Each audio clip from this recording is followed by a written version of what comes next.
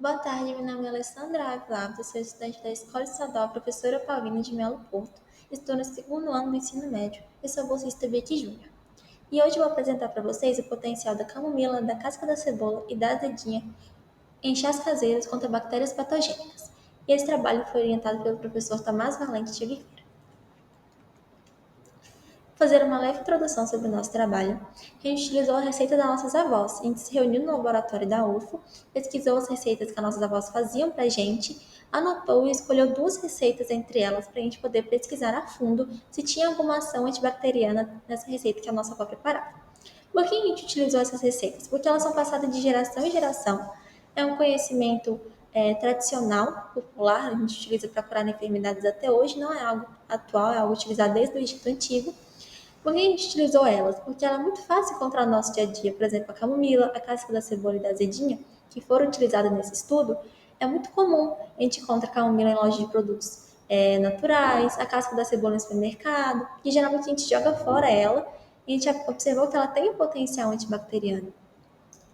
E além disso, a gente utiliza elas por causa dos seus compostos bioativos, porque ela é rica em compostos bioativos que ajudam a essa ação antibacteriana.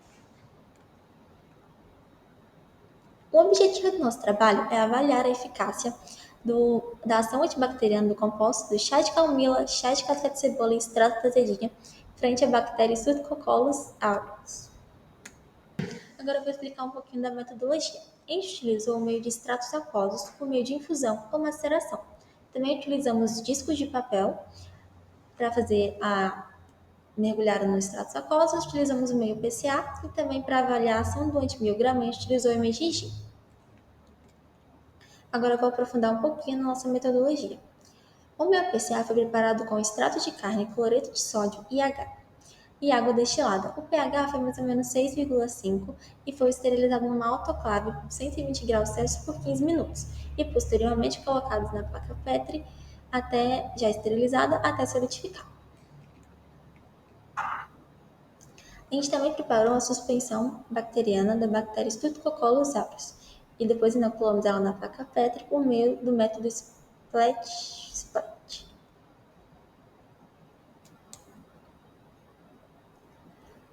O disco de papel foi feito embebidos no extrato aquoso e colocado no centro da placa, e depois colocado numa estufa a 35 e 37 graus por 48 horas até ser avaliado.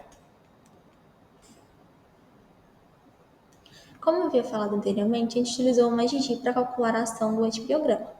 A gente pegava a área total da placa menos a área do halo de inibição, para chegar na nossa porcentagem dos resultados. O método de preparo de cada amostra. Como eu havia falado, a gente preparou extratos aquosos por meio de infusão ou maceração. Na amostra da camomila, a gente fez uma infusão utilizando 20 gramas dos seus cápsulas florais que foram encontradas no supermercado BH. Colocamos em 1 litro de água fervendo por 6 minutos. Essa água foi água da torneira mesmo, convencional. Depois colocamos em um recipiente já esterilizado e deixamos em um ambiente limpo por 24 horas. A amostra da casca da cebola foi feita da mesma forma. A gente utilizou o chá por meio de infusão, pegamos 25 gramas da casca da cebola já lavada na água da torneira mesmo.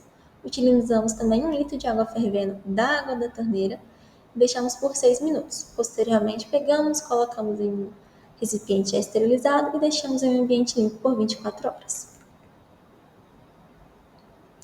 A amostra da azedinha foi feita através da maceração. A gente pegou 2 ml de água destilada e colocamos numa almofatriz com 10 gramas de azedinha, maceramos e imediatamente pegamos o disco, colocamos nesse extrato e colocamos no centro da placa Petri.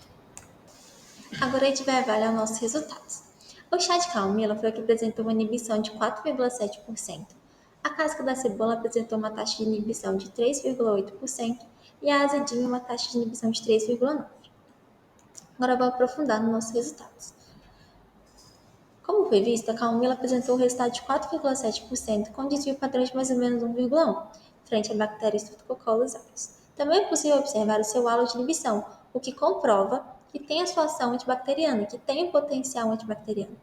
E esse potencial se dá devido aos seus compostos bioativos, como o absalo e a quercetina, que como a quercetina inibe a proliferação das bactérias gram-negativas e gram-positivas, isso faz com que ela perca essa força dela no nosso organismo e faz com que ela não se prolifere. Isso fez com que a camomila tivesse esse potencial tão grande. A camomila, além dela ter esse potencial antibacteriano, como a gente pôde comprovar, ela também tem em suas cápsulas florais óleos essenciais que são utilizados para fazer remédios calmantes, que ajudam a controlar e a evitar a ansiedade. A casca da cebola. A casca da cebola apresentou uma taxa de inibição de 3,8%, com desvio padrão de mais ou menos 1,3%, frente à mesma bactéria. É possível observar que ao redor do seu halo, do disco, é possível ver que tem sim uma formação de um halo que indica que tem potencial antibacteriano. E por que ela tem esse potencial antibacteriano? Também devido aos seus compostos bioativos, como o ácido vanílico e a quercetina, que, como eu havia falado anteriormente, inibe a proliferação das bactérias.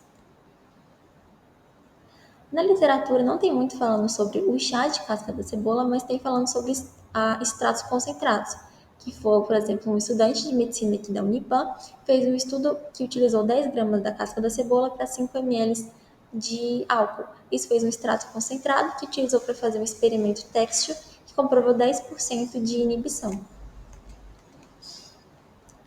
A azedinha. A azedinha apresentou uma taxa de inibição de 3,9%, com desvio de mais ou menos 1,4%, frente à mesma bactéria. Também é possível observar o seu halo de inibição, o que comprova que tem uma atividade antibacteriana. E também é possível observar nessa imagem que teve uma pequena colônia de bactérias, esse negocinho rosa, que deve ter acontecido algum problema na hora de colocar o disco no centro da placa, mas isso não interferiu na sua ação antibacteriana. Por que ela tem essa ação antibacteriana? Devido aos seus compostos bioativos, como o ácido oxálico e o flavonol.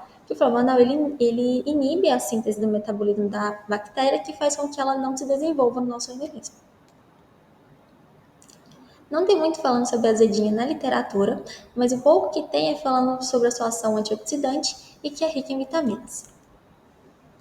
Conclusão. A gente pode observar que a camomila foi que apresentou maior potencial antibacteriano, a casca da cebola e da azedinha apresentaram potencial moderado, e também é importante ressaltar estudos futuros, porque essa área é pouco estudada, tem poucos artigos sobre esse estudo, e que é muito interessante. Por exemplo, a gente utilizou receitas das nossas avós. Imagine quanto de receita que não tem ainda que a gente possa testar, e é uma área muito importante estar estudando, porque a gente utiliza no nosso dia a dia esses chás.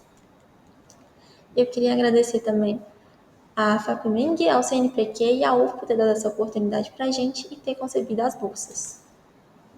Obrigada.